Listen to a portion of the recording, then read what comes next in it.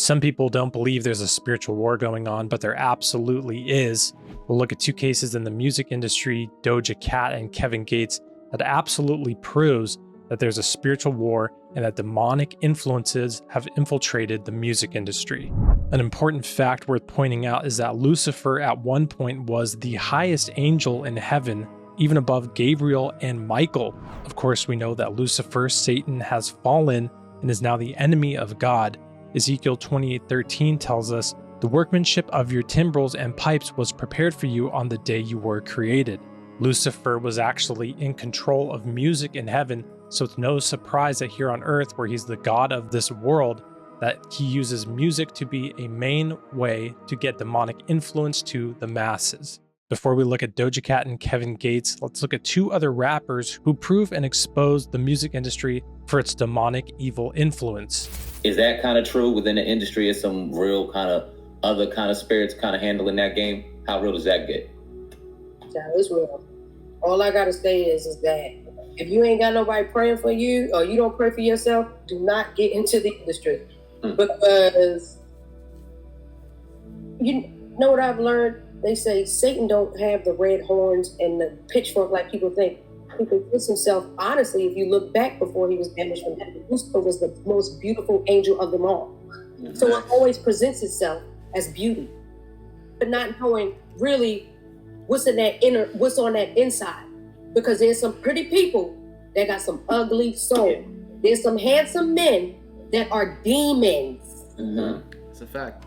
This next rapper talks about what high-ups in the music industry came to him and said he must do after his independent rap song got popular. The song was so big, and then they told me I had to kind of sacrifice something. They said, you're gonna have to pay it back because you just put this information out there. This is gonna put people in the wrong mindset of what we're trying to do in society. They told me that if I don't do these list of things, then they're going to hurt my family or hurt, people that I really care about. Is this the reason why we see so many rappers now turning to promoting demonic and evil imagery in their music, like Lil Uzi Vert, Lil Nas, Doja Cat, and Kevin Gates? I think that makes a lot of sense as to why that's the reason why. And what they're really doing is evangelizing for the evil, demonic, fallen realm. And that's what we're seeing, and that's why it's important to be aware of this stuff. Doja Cat is a rapper who's gotten popular over the past few years, and her music has continually started to promote evil more and more. We can see her at the red carpet, dressed up in some evil type of imagery. She has multiple tattoos of evil fallen things, which we see some of, and the all-seeing eye, the eye of Lucifer, painted on the back of her head in the music video we're about to talk about. Obviously, the videos have tons of demonic imagery with her dressed up and acting like a demon. Her coming to the person in their bed at night reminds me of all the countless experiences people have had with sleep paralysis, where they can't control their bodies and feel evil presences around. But these people, when they call on Jesus, then these presences leave immediately. The one thing I find very fascinating is that regardless of what religion or belief system you hold, atheist, Muslim, it does not matter. They have all testified that no matter what they do, they cannot break free of this thing except for uttering one word: Jesus. Utter the name and it will immediately stop, no matter how much trouble you are having with vocalizing it, because they will try to muffle your voice. They will try to make it so that you cannot speak. You are mute. But it is possible. Once you speak that name, it immediately stops. In that song that she just released called Demons, some of the lyrics say how my demons look now that my pocket's full, which she says multiple times in the song. We can look at the Bible verse Matthew 6:24, which says, "No one can serve two masters, for you will hate one and love the other. You will be devoted to one and despise the other. You cannot serve God and be enslaved to money." Matthew 16:26 says, "And what do you benefit if you gain the whole world but lose your own soul? Is there anything worth more than your soul?" That's what many of these rappers and people in the music industry have done, sold out their souls for money and fame, the pride of life, which is really why Satan fell from heaven. And these contracts can absolutely be broken by Jesus, so anybody who's made them, they can go to Jesus and be freed at any time. Doesn't matter what the demons or Lucifer told them. It's important to know that Jesus has the authority over everything in all of creation. We'll get into more of that at the end of the video.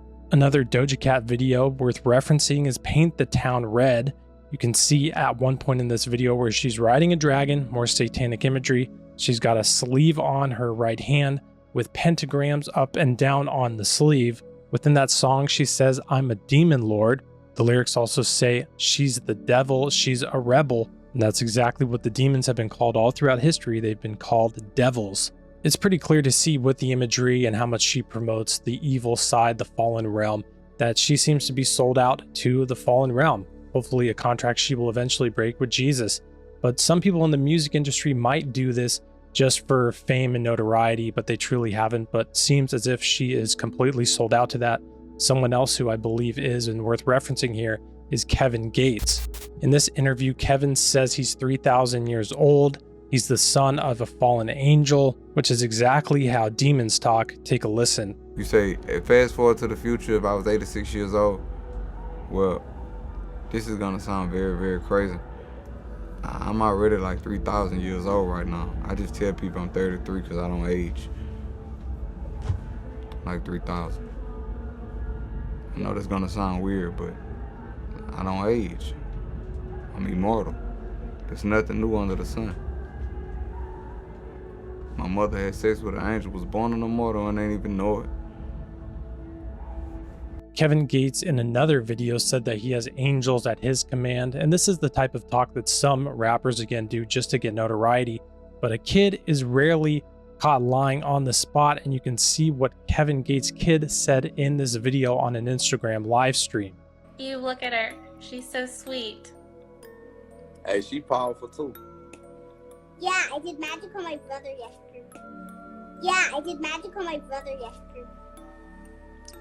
Don't talk, sweetheart. It's okay. You're a silly man. I can talk to kids. She powerful. I know. Cause you know, that's a lot of people right there. She's sweet to kids, I swear. Why you don't never just talk for yourself? Why you always talk to your familiar? You know, you supposed to give them the orders. They don't supposed to give you the orders. You the controller. You know, I got 10,000 names right now. I know. Yeah, at my command.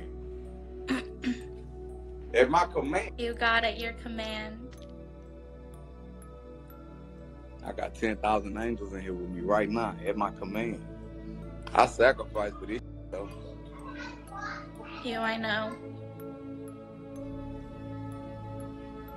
I will too. I'm over 3,000 years old. I'm up in rank. I'm up in rank. Don't you run from me. I want your soul. That's exactly how demons talk. I've had people in my comments section saying things like they're 1,600 years old. And that's just something very similar along the lines that demons say they're in control of angels. All these things, they think they have power, they think they're wise. But Jesus, when confronted with one of maybe the most possessed people who ever lived, proves that he alone has literally the ultimate power, not even in comparison to the fallen realm. When Jesus encountered the demoniac, probably the most or one of the most possessed people who ever lived, who had legions of demons possessed inside of them, in Matthew 8:20 through 34, talking of that encounter, in verse 31 through 32, it says, "So the demons begged him, 'If you cast us out, permit us to go away into the herd of swine.' And Jesus said to them, 'Go.'" These demons talk and they act like they're so powerful, they're so wise, but really you can see when Jesus has the power and the authority over all things in all of creation, all he has to say is go, and they're gone. And Jesus has even given us this authority, which tells us in his word we have authority to trample scorpions and serpents and over all the power of the evil one. So we, through Jesus and us, have that same power. And I pray anybody who's signed contracts or created contracts with the evil realm, they can go to Jesus, doesn't matter what the contract is, and he can break it. He has all the power over all the evil realm. Praise God for that truth. Let me know in the comments what you think. Are these people part of evangelizing a demonic agenda? That's what it seems to me. Some people I think fake it, but these are two cases where I believe that's what's going on. What are some other cases going on in the world of that right now? Thank you all for watching. I pray you all are well. God bless.